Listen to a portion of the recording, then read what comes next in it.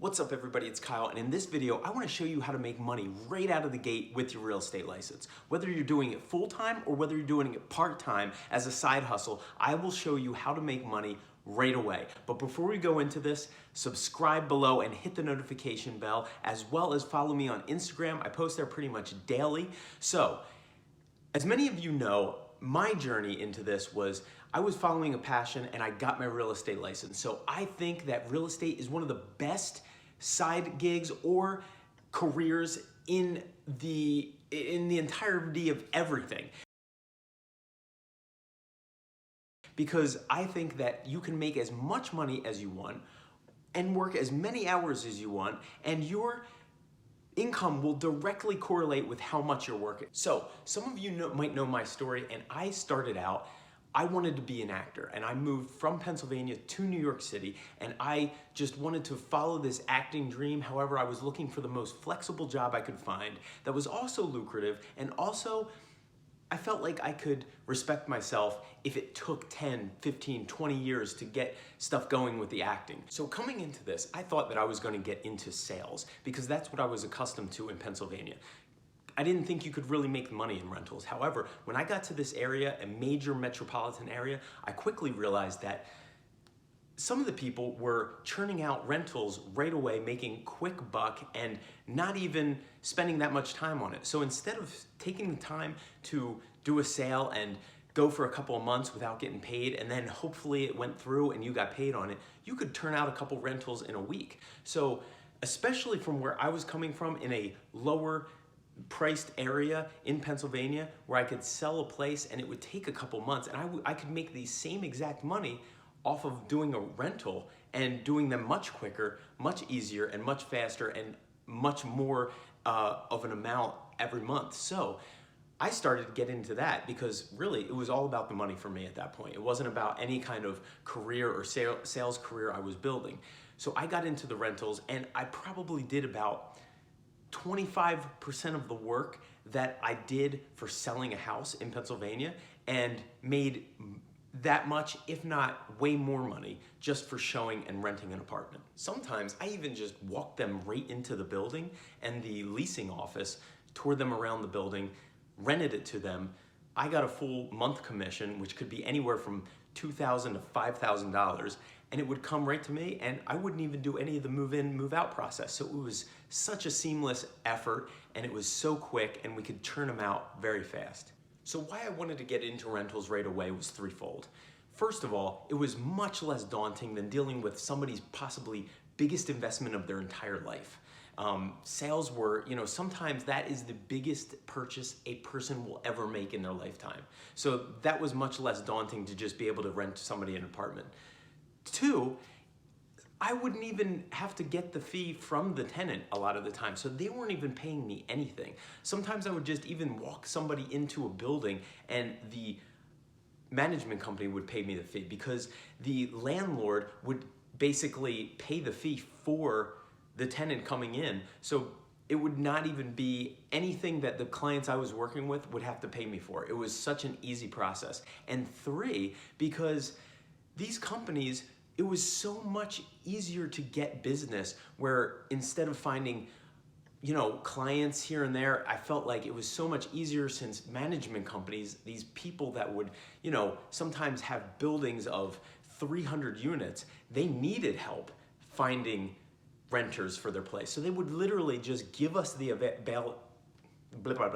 They would literally just give us the availability and basically have us post wherever we wanted to. If they gave us the go-ahead and they gave us the availability, we would basically just take pictures ourselves, post them on Craigslist or Postlets at the time, and it would feed out to tons of sites, and we would get calls immediately. So to break it down really easily, say you have a $2,000 apartment. Now, if that's on the market and then somebody from another company has that listed, you're gonna get half of that. So it's gonna be broken down 1,000 and 1,000 between their company and your company. Now, that also gets broken down again between your split and the split of the company. So if you're on a 50-50 split, that $2,000 apartment, you're getting 500.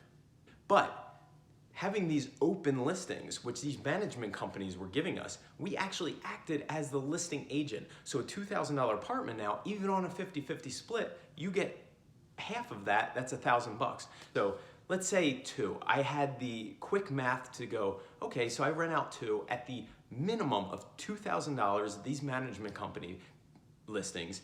That's gonna be $1,000, $2,000 a week, which is $8,000 a month, which is 96 a year, 96K. And I was completely floored about this. So I started going right away and hitting this hard. So here's my 6-step process in making money right out of the gate in real estate as soon as you get your real estate license in rentals. Step 1, go find a management company somewhere. It might be in your town, or you might have to go out a little bit, that will give you a referral fee for bringing a client that rents there. Step 2, ask them if you can advertise. A lot of these places will let you take your own pictures and advertise anywhere. Craigslist is a big one, and that used to be the biggest one, but there's tons of different ones. Facebook Marketplace is now a new area that you can advertise and you will get clients for. There's tons of them. Step 3, answer the phone calls and emails that come in. Now, at the top of my game, I was doing 8 to 15 rentals a month by myself with no assistant. And I was only focusing on the buildings that were paying the full fee, and we were acting as the listing agent on these. So we were getting double-sided commission.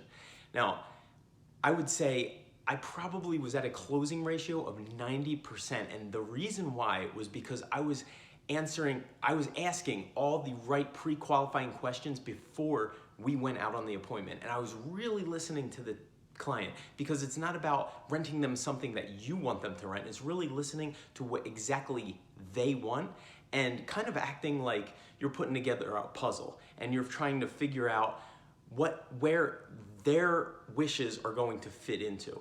So that was the main goal for going out on an appointment, to set that expectation, to know that everything we were going to was going to fit them perfectly, and it was just about which preference they wanted in an apartment. So step 4, set the appointment. As soon as you talk to them and start asking the pre-qualifying questions before you get off the phone or when you're writing the email, set the appointment. Why? Because subconsciously, they will have to break that appointment, and you kind of want that to be set in stone so that you know you have an appointment set up for them, and they have to reach out to cancel that if they want to. A lot of people won't. Step 5, follow up. If you go out on an appointment, the main thing, I would say that when my closing ratio wasn't 90%, or when it was 90% even, it wasn't always on the first time. It might have been the second time or in the follow-up. But 90% of the people that reached out, I would close, or that I ended up taking out in the first place, I would close, because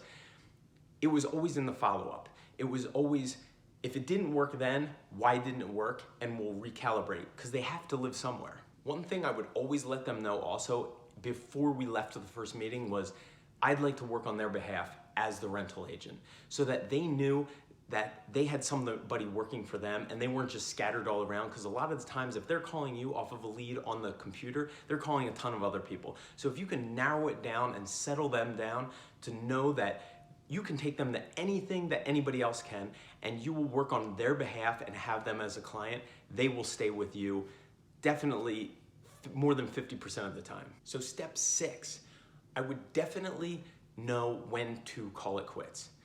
Now, one of the things that helped with this was never looking at anybody like a dollar sign. That screws up things. It gets you thinking that you want to close them on something. It just makes your decision making not as on point as it should be. If you look at it like you wanted to do, my goal was to do 4 rentals a month when I first started.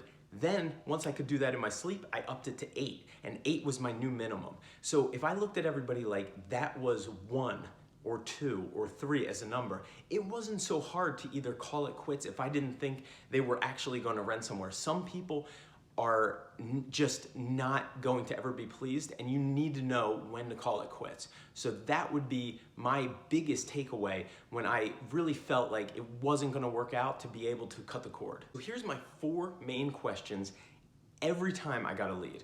Number 1, price range. Don't just assume that if they're inquiring about a $2,600 apartment or a $2,000 apartment, that's their price range. Because I can't tell you how many countless times I took out somebody and showed them that, but their range was really up to $3,500. And I'll tell you right now, a $2,600 apartment and a $3,500 apartment is way different. So if they're okay with spending that, they will never end up spending the lesser amount. They will always go for more amenities, more something, so that they can spend that higher dollar apartment and they will get the apartment that they want.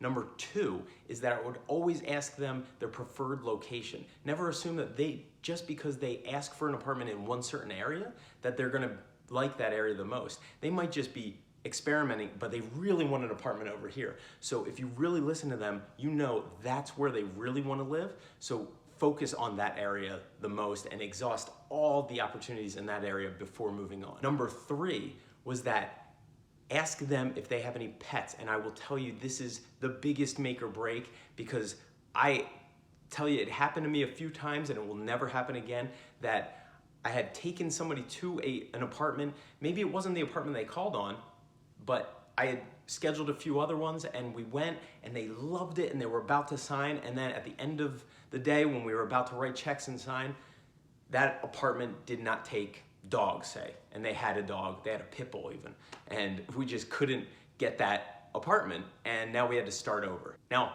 the fourth one is very important as well, move-in date.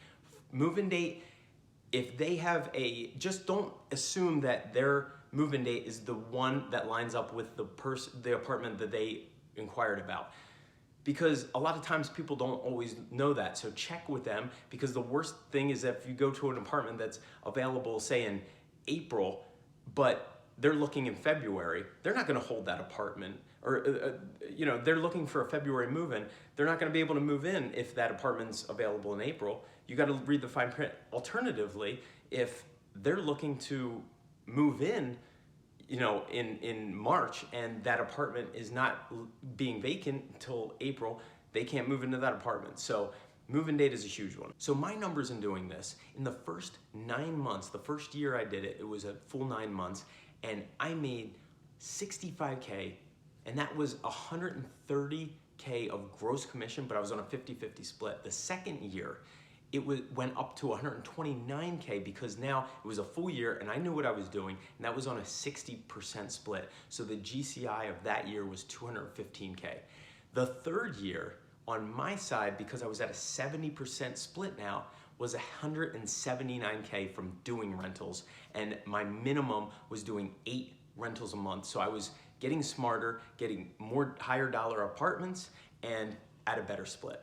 Even if you're not in a major metropolitan area, I know that around New York City and the boroughs, you can definitely do this. However, I'm sure that somewhere around you can find these higher dollar apartments that will give you a fee for bringing clients. And the reason that this moves right into and will naturally help you grow into a great real estate career is because of the following.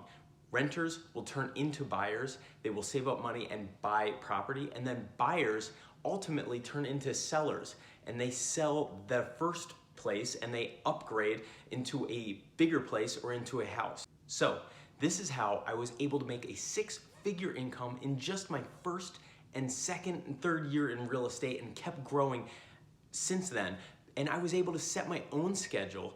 And still, as you know, I was going on auditions during the day and being able to set my schedule, set appointments in the evening and on the weekends, and work as much as I wanted to, make as much money as I wanted to. This was all while I was able to focus on an acting career at the same time and have the flexibility and just be able to set my appointments for nights and weekends and be able to focus on auditioning and acting when I wanted to.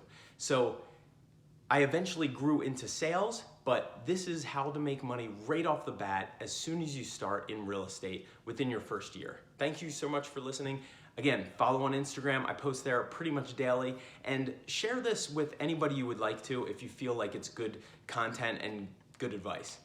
Take care.